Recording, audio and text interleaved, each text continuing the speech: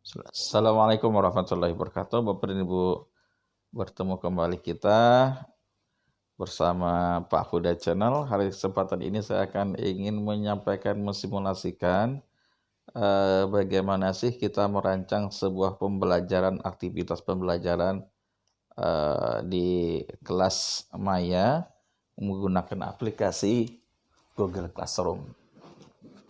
Karena memang ditenggarai ya mungkin asal menggunakan aplikasi, asal memberikan tugas, akhirnya dikhawatirkan yang pertama menghilangkan esensi pembelajaran daring itu sendiri. Yang kedua adalah efeknya adalah siswa kita akan merasa jenuh dan tidak begitu enjoy dengan pembelajaran daring. Baik Bapak Ibu sekalian, ini adalah tampilan dari Classroom yang saya kelola. Saya menggunakan aplikasi Classroom.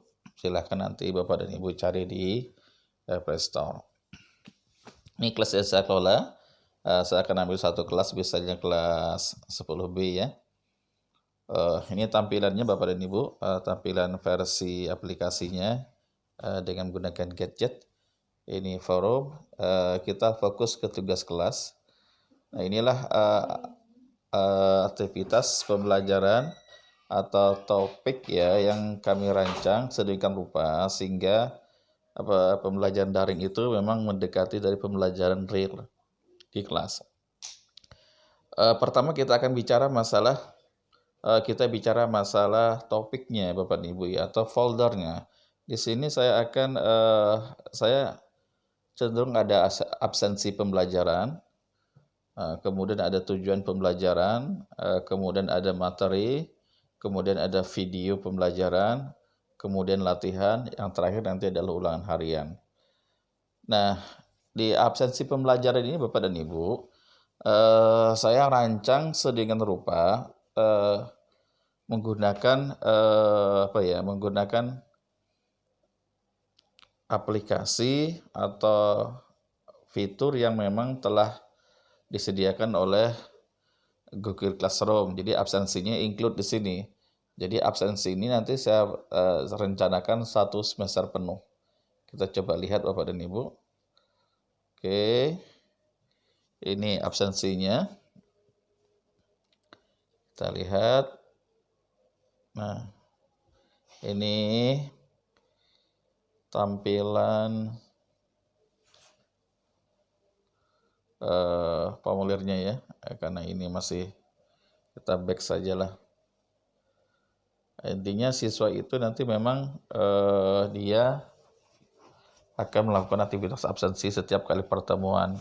Biasanya waktunya saya batasi Bapak dan Ibu. Misalnya jadwal pelajaran itu pada satu hari itu, misalnya hari ini, maka saya batasi absensi sampai pukul 16.00 seperti itu. Targetnya absensi ini adalah merekap kehadiran siswa seperti itu. Kita lihat tampilannya seperti ini ya Bapak dan Ibu. Jadi di sini ada judul, kemudian deskripsinya, kemudian saya kasih poin 1, kemudian saya kasih topik absensi, kemudian di sini adalah link dari di Google formulir gitu ya, jadi otomatis. Oke. Yang kedua adalah saya buat topik di sini, tujuan pembelajaran. Targetnya adalah siswa di sini memahami target dia itu ketika belajar daring di pertemuan kedua misalnya itu apa gitu ya. Sehingga kami menargetkan siswa itu mengerti tujuan dia belajar itu. Itu tujuan pembelajaran, kemudian ke berikutnya ada materi. Nah, Bapak dan Ibu, materi di sini memang kita cantumkan di sini materi yang esensinya gitu ya. Jadi anak itu tidak serta-merta kita bebani dengan dengan hanya mencatat hanya mencatat gitu ya. Maksimal saya bikin 2 halaman saja. Saya rancang 2 halaman sedemikian rupa. Jadi saya minta siswa itu nanti adalah dia untuk mencatat di buku catatannya, kemudian difoto, kemudian diupload. Yang tidak kalah serunya di sini adalah saya buat di sini adalah rubrik gitu ya. Saya bikin rubrik di sini. untuk memudahkan saya dalam penilaian. Seperti itu. Targetnya adalah ketika saya cantumkan materi di sini adalah siswa itu dia belajar secara tidak langsung, yaitu dengan ketika melakukan aktivitas mencatat ke buku catatannya. Itu Bapak dan Ibu. Kemudian yang berikutnya adalah video pembelajaran. Video pembelajaran di sini adalah video yang memang saya cari atau saya produksi sendiri atau saya cari di YouTube yang memang menguatkan materi catatannya itu. Jadi siswa itu kadang-kadang kan dia memiliki kemampuan beda-beda dalam belajar itu ya. Dia ada memang kemampuan mendengar, ada yang visual, audio, ada yang gabungan. Jadi kita mengakomodasi, maka ada video. Nah, di sini saya minta kepada siswa itu untuk mengkomeni video ini. Jadi saya minta dia menyimak video ini, kemudian saya minta tolong dia komen. Komennya di mana? Komennya di tugas di komen privat. Nanti komen siswa dari video itu kita akan lihat kira-kira dia di menit keberapa dari video itu tidak paham atau dia akan menanya balik, lalu kita akan diskusi. Jadi intinya di video pembelajaran ini akan terjadi diskusi antara guru dan siswa mengenai konten materi di video tersebut. Di sini juga akan saya nilai Bapak dan Ibu, jadi saya nilai siswa yang memberikan komentar baik akan mendapatkan nilai yang terbaik. Berikutnya setelah anak itu dia mempelajari materi berupa file, kemudian video, kita akan coba latihan. Ya. Kita akan coba latihan di sini. Jadi latihan di sini intinya adalah kita uji siswa kita. Lagi-lagi di sini saya minta siswa itu mencatat di buku catatan, kemudian difoto dan kirim. Kalau dia bagusnya Google Classroom ini adalah dia langsung otomatis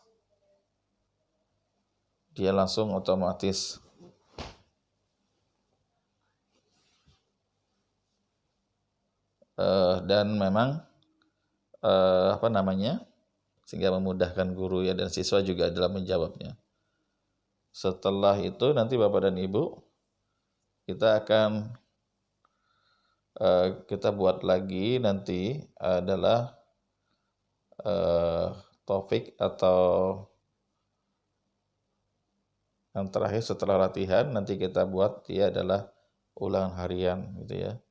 Jadi ulangan harian di sini ada beberapa kriteria. Siswa akan mengikuti ulangan harian ketika memang semua tugas dia sudah selesai gitu ya.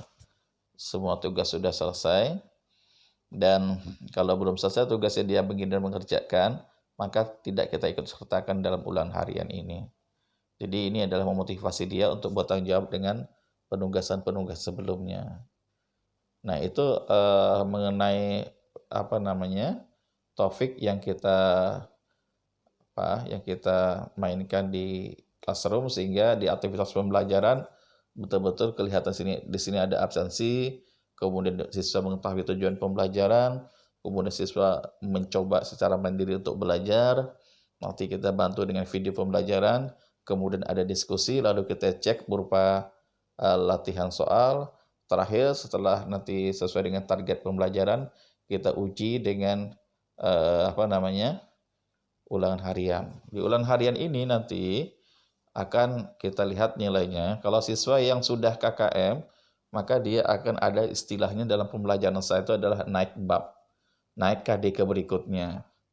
Dia akan melanjutkan KD ke berikutnya. Tapi siswa yang belum tuntas di bawah KKM hasil ulangan itu, dia akan tetap belajar di bab yang awal ini. Sampai kapan? Kita lakukan diskusi dan seterusnya secara online.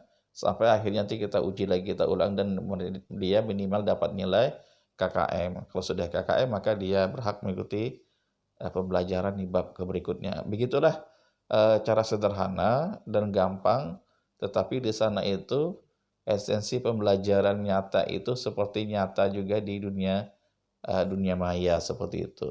Sehingga kesan pembelajaran mengelola pembelajaran daring via classroom itu tidak semata-mata hanya memberikan catatan kepada siswa. Demikian, mudah-mudahan bermanfaat. Silahkan Bapak dan Ibu kembangkan nanti.